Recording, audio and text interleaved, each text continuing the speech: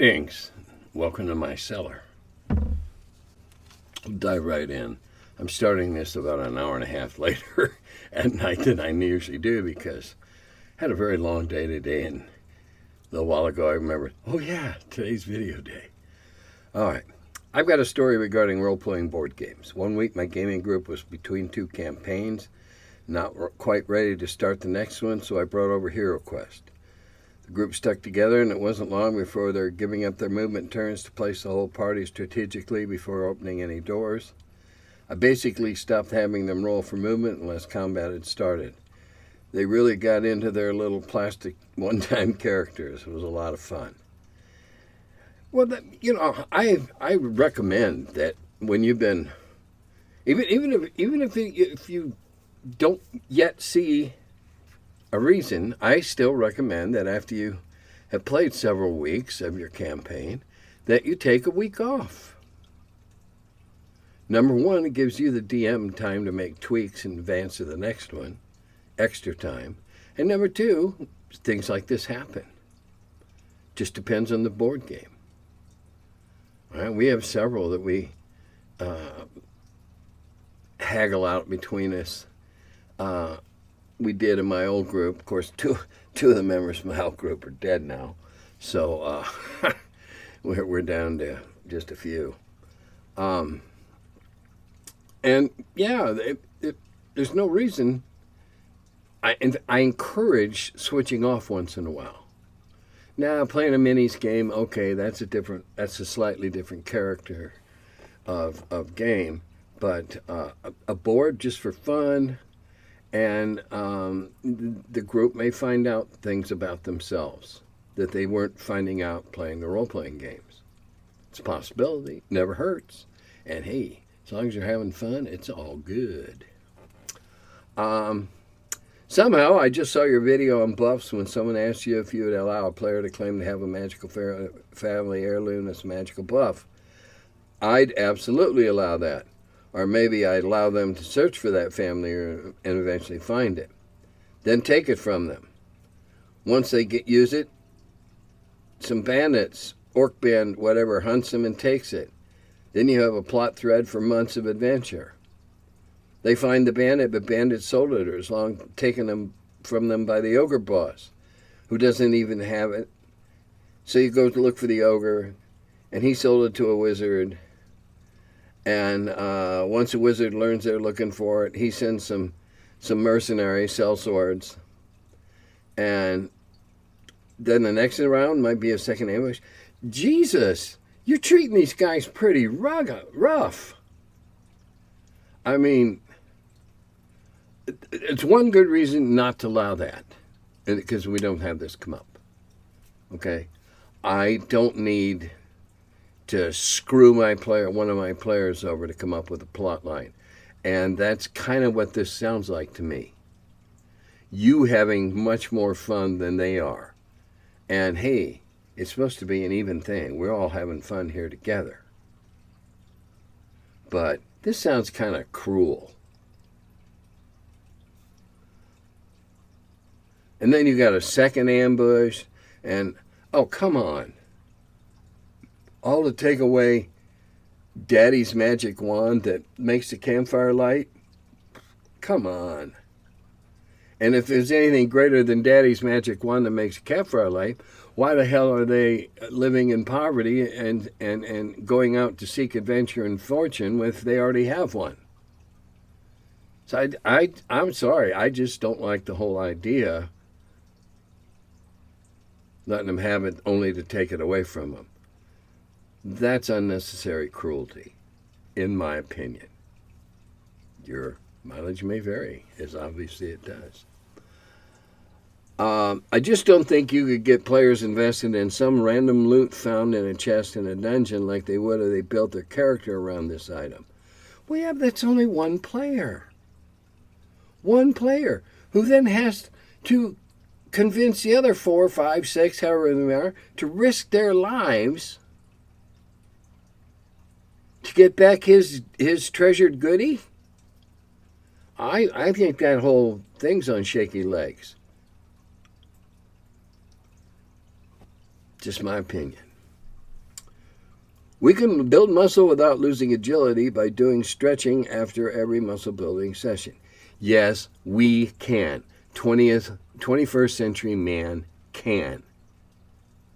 Now, I challenge all of you on this point to look up Muscle Beach, West Coast, 50s or 60s. Okay, that guy's out there buffing up and lifting so many weights and that they were muscle bound. All right, which way to the beach, sir? That way, because they can't extend their arm. Okay, it was a joke, but it was a joke of a real thing. All right, before we knew about stretching, guys used to bulk up to where they were muscle bound. I'm not going to allow the setting in which my games take place to be that modern on physical education. Sorry, not gonna. Go write something out of Oriental Adventures and they can go learn that in a temple somewhere. But no. I like AD&D 1E and 2E's approach to resting in the dungeon. It's a good way to keep track of time. Game time.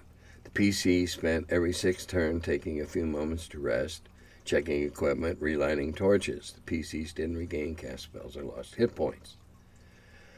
D&D changed 3 changed all this, and 5 just continued the 15-minute adventuring day. One possible solution to 5E's problem is to have a short rest equal 1 day and a long rest equal a week. But every time I've suggested this, I've met resistance with the new school crowd. Okay, I'm feeling a little testy tonight, so I'm going to ask you, no personal animosity involved, but who the hell's game is that anyway? Yours or theirs? They don't like it. Well, hey, tough shit. I don't like that you have to have money to get anything, but that's the way the world works. You can't cave in to your players to any extent at all, or it will no longer be the game that you created. I do not doubt for a moment or say anything different than, yes, you all are involved in creating the story that sprang from the germ that you began with. But if you start allowing the actors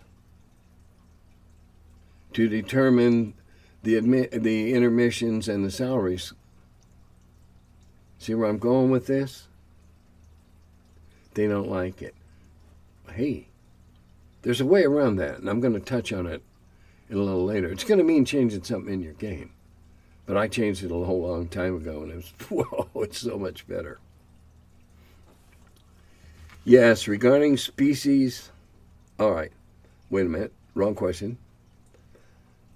I recently received a Kickstarter-backed documentary called The Great Kingdom, Uncovering the True Tale of the Rise and Fall of the Creators of Dungeons & Dragons.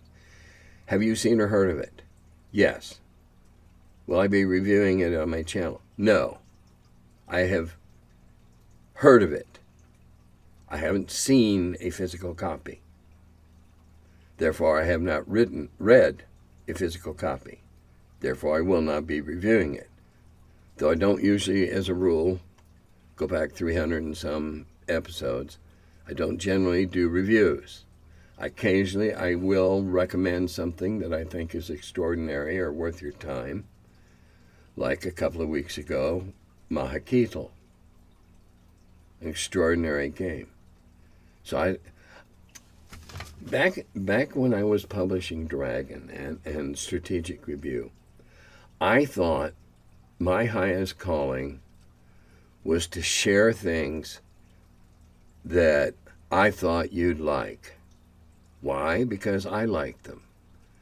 Am I special? No. And in fact, I think of myself more as every man, not just one beacon of warped light.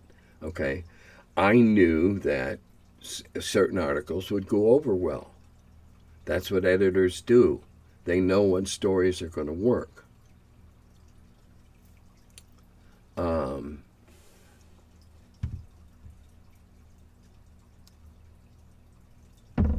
it well,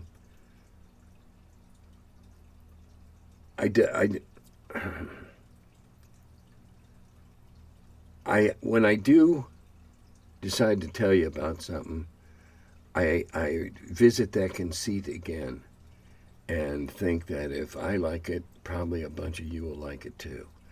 Not because I'm hard and strict or anything like that, just because I've always had that knack. Ever since I got in the business, I could see a new game and determine whether or not it was likely to appeal. And if it was likely to appeal, I got an article about it in the magazine. I think that's what the magazine was there for, was to expose you to new stuff, to expose the readers to new stuff, new ideas to think about, games by other people. Well, once in a while, I still have that conceit, and I want to share something because I think a number of people will probably like it. But I don't do reviews. I don't want to be inundated with books. I'm always pleased to get a copy of a hardbound book. I have a few of them that were all gifts from the authors, and I appreciate them, treasure them. But I don't go out and buy every one. The only time I ever went out and bought something D&D was a few weeks ago when I went out and bought 2 copies of that Time special issue. One so I can thumb it up and cut the cover off and frame it, and the other one to put away so that my great-grandchildren can find it. So no, I don't. If you found it informative, that's great. There's crap in some of these books that I've read about that I didn't know about. And I was there at the time, supposedly. So, as with many things, when you go back this far into the past, memories are going to be different. And 3 people that were sitting at a table playing a given game are going to remember that game 3 different ways. And might not any of them be entirely accurate over the passage of a number of years. How would I handle a situation where a party discovers an enormous hoard of treasure, one so massive they can't possibly transport more than a small fraction of it in a single trip? As a DM, how would you prevent them from simply returning trip after trip, collecting enough treasure to break the game? Okay. I have written an adventure that may be being published next year by World of Game Designs, in which the party finds an enormous amount of a magical honey.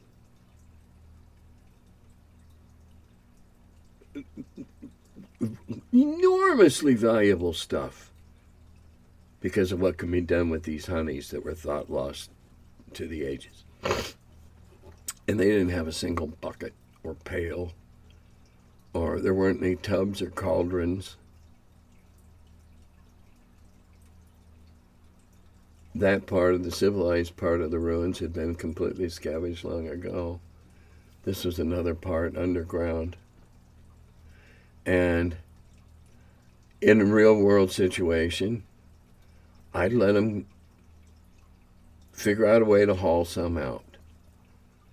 I'd let them have a reasonable chance, a decent chance, of sending 1 or 2 of the party members, if 2, better chance, of getting through to the next town, the village where you came from before this or whatever, hiring a wagon, buying some barrels.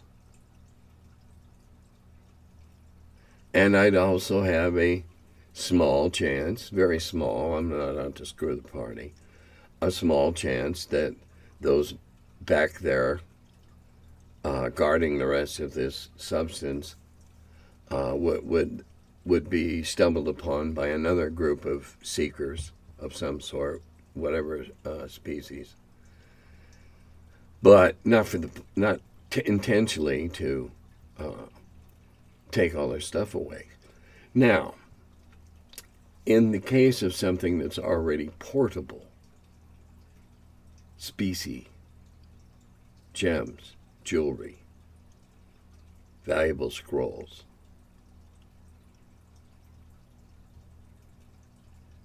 if it was of such an amount that it would break the game, I would let them get stupidly rich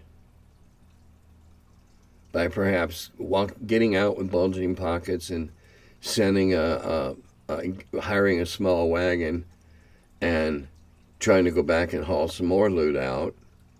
But at that point, having gone back with a small wagon, did somebody see them? Grow curious? Thieves and brigands abound. Do they get it safely somewhere? There's plenty of chances they could go back and find out somebody else has already cleaned it out. And it doesn't matter how improbable that might be. If it's enough loot that it could have broke the game, I wouldn't have put it in there to begin with. If I had inherited somebody's game like that, that's the way I would handle it. Because somebody would see them making repeated treks, both, back and forth between the source of the loot and wherever they're banking it, or hiding it, or stashing it, or whatever. That's how I would handle it.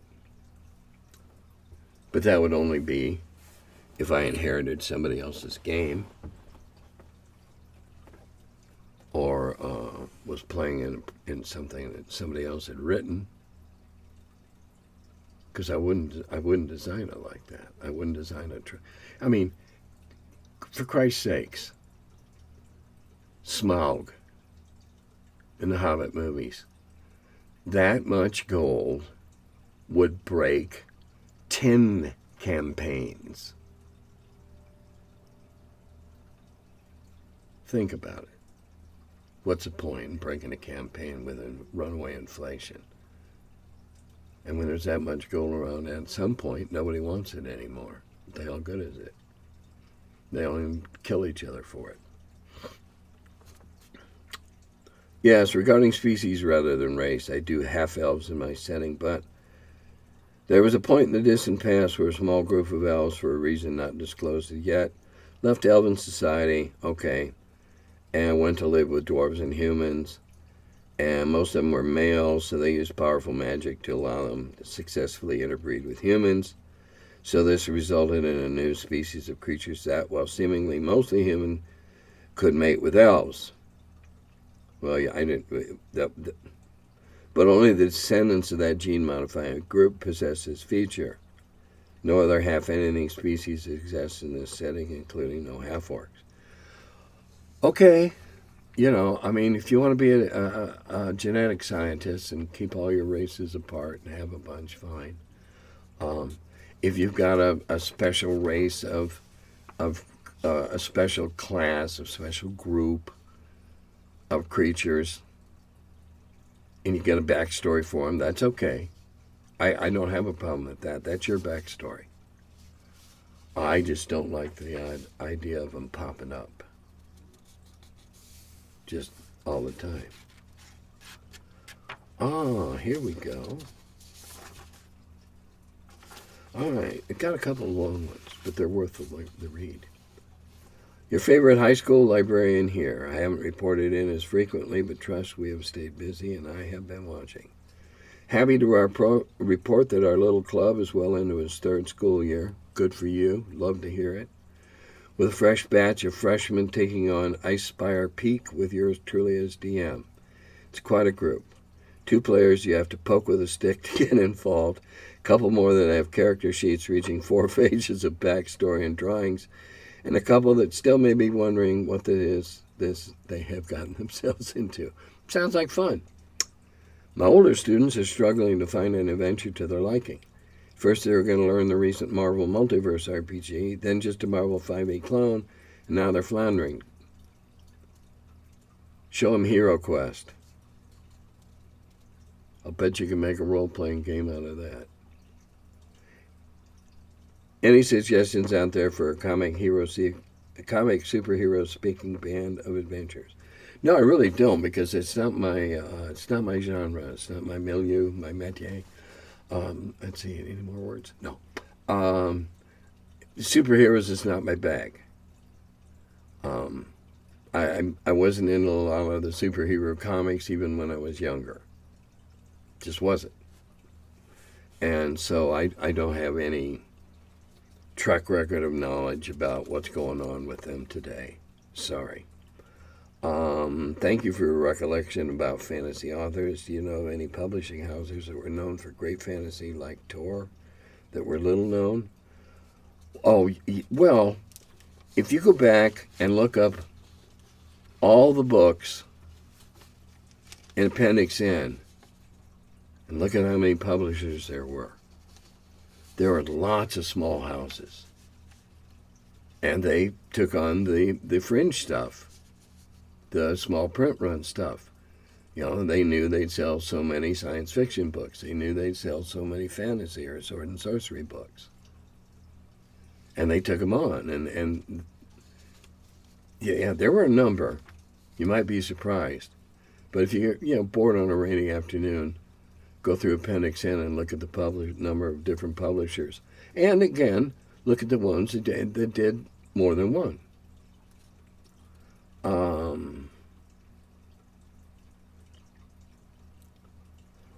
What are you playing these days when I have time? Board games, feudality.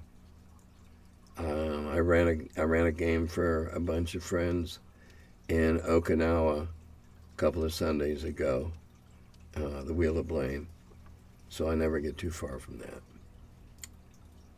P.S. Can't wait to send my players brutish barbarians to charm school for that charisma stat. Yeah. If they want to play a big dumb barbarian, they gotta eat charisma. Unresting, and this is a long one with many points. Unresting and resting versus resource management. Couldn't the issues arising from the rest mechanic be resolved by replacing them with healing potions and or healing spell scrolls liberally littered around the encounter space? Yes. It's what I do. The pre-gens that I hand out for the Wheel of Blame all have 3 or 4 healing potions. And in the group, they have at least 3 universal antidotes that fix anything if something bad happens at the beginning of the game. Yeah, that's what it's there for. I treat them like Red Bulls. Little Red Bulls, big Red Bulls. And no, I don't worry about you drinking too many Red Bulls. Don't care. Because in what's coming next, you're going to burn a lot of that off. So, yes, that's how I handle it. Because isn't this really a problem of video game habits being forced into TTRPGs? Such as saving the game too often.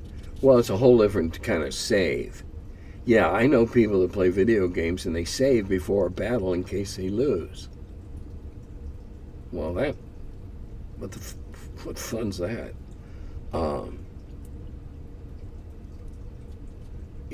Video games owe way more to D&D and role playing than the other way. A whole lot more. Whether it came from there or not, I don't know.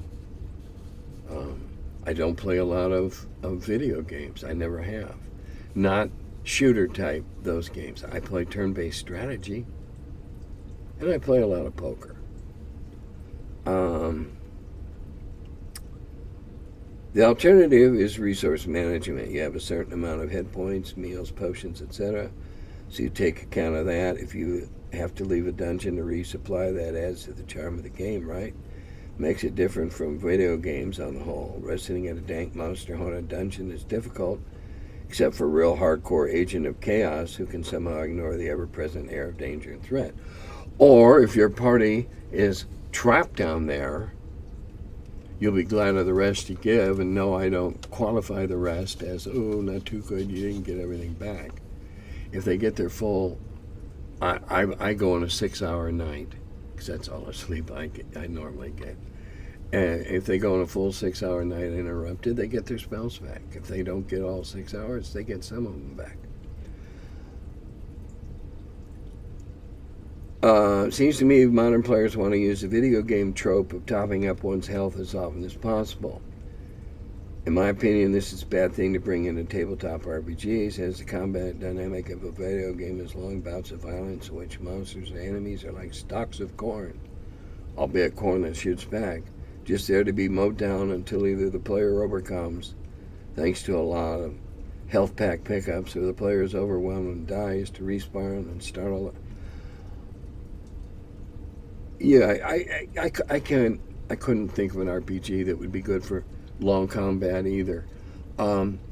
It's my opinion that 3.5 or 4 was like playing a video game at the table and you got one round of combat in that night.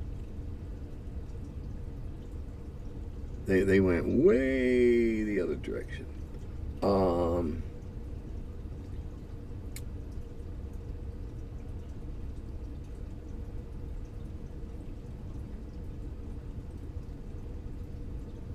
Okay, alright, no, not gonna go there. Team members can't naturally rely on each other, and team play can't come as easily if all the PCs are corollaries of VG avatars, who are essentially the singular hero of their own personal stories. Well, I'll certainly give you kudos for that's an interesting beginning of an interesting thought. If I've already said before that the 5e wanting to come in all tricked out and got good stuff and got powers and everything, yeah, that's coming straight out of video games. You know, they don't remember the old video games like I do. We started out and you had to go out and get buffs, health buffs. And some games you literally grew bigger.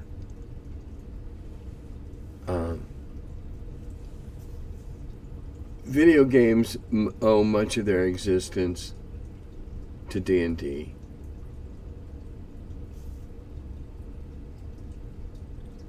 D&D was here before. You shouldn't blend the two. If you're going to be a video game player, that's fine. But don't expect to bring your Halo character into my dungeon.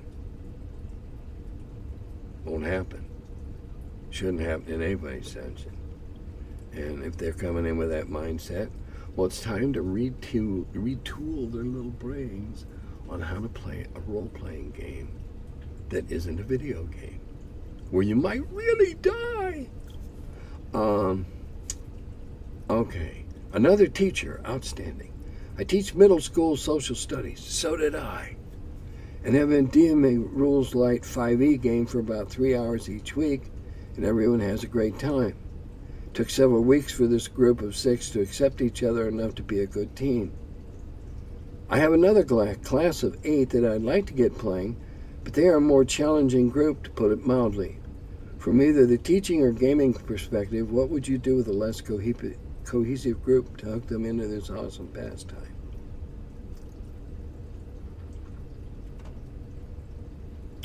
All right, I'll give you an idea. Sit these 8 down. Acquire a couple sets of story dice. All right, and you know the ones with weird pictures on them and that.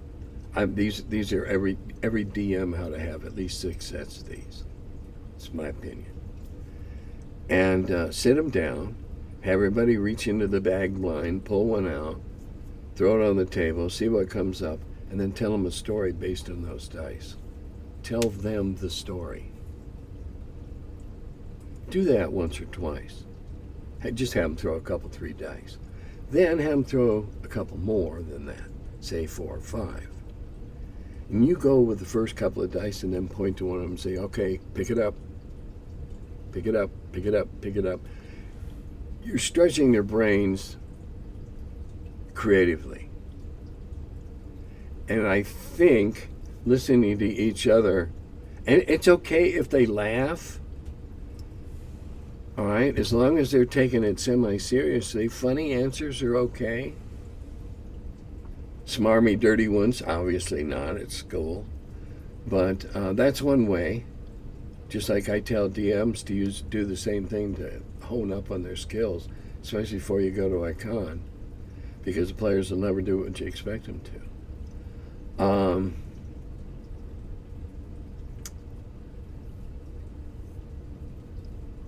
You know the 8. You know which one or two on that third or fourth go around with the dice to turn the ball over to. Okay, you go. You'll know the right one to pick, or the best of your lot. The best of your lot. And having them do it reasonably well, and unless they botch it, you should congratulate them because they're stretching a new muscle. By the time you work down to a couple of the least interested, you may have been able to fire up some sort of competitiveness. Oh, well, hell, I can do that. Sure. Because the story doesn't have to make total sense. It just has to hook together. Okay, a ring and a horse. Okay, the ring's part of the bit that goes on the horse. When you get it, you can catch the horse. The horse and the pitchfork don't have to do anything at all with the ring. Now it's just the horse and the pitchfork. Point to that student and say, you got the pitchfork, or whatever the symbol is. And see if you can't get them interested in that. Get them giggling, get them laughing. Because, like I said, the stories can be wildly ludicrous. My 9-year-old great-granddaughter tells some of the most phenomenal stories with 3 or 4 stereo dice. I mean, they are... I have to hold my hand like this to keep from laughing and smirking because they're hilarious. But I don't want to discourage her from where she's wandering. The only other thing I can think of to do is find an incredibly rules light something or other that isn't necessarily swords and sorcery and dragons, but something else relatable. And set them loose in that. Just to get the idea of playing the role that you have. R-O-L-E, not as we often say, R-O-L-L. Those happen. You play the other.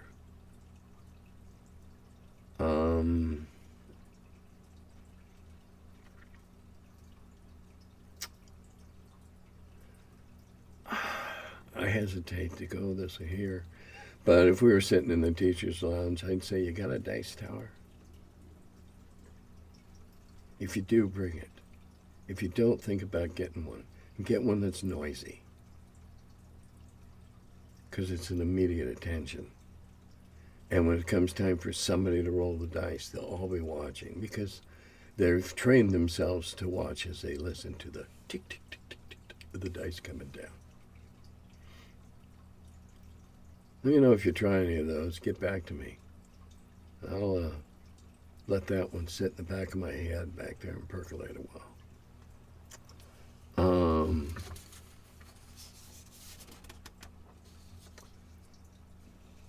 Give them all cartoon characters.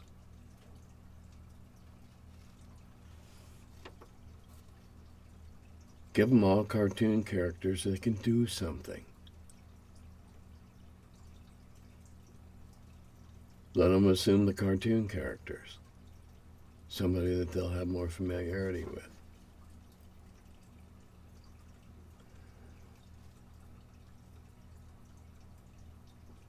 Okay, and then he concludes, kids are fun to game with, but it takes a certain kind of patience to get there.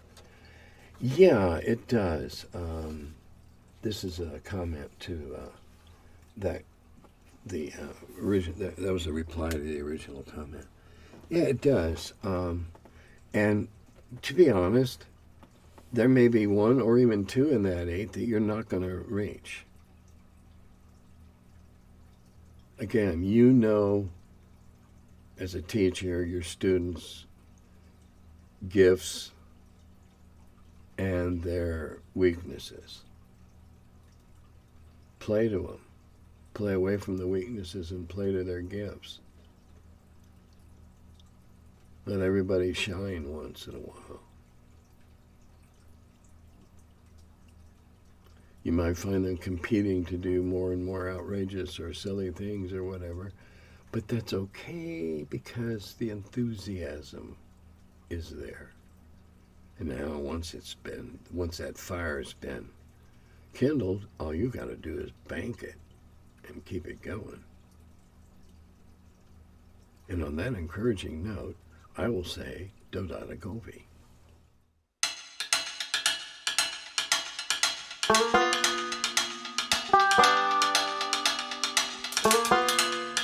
Hello, and welcome to my cellar.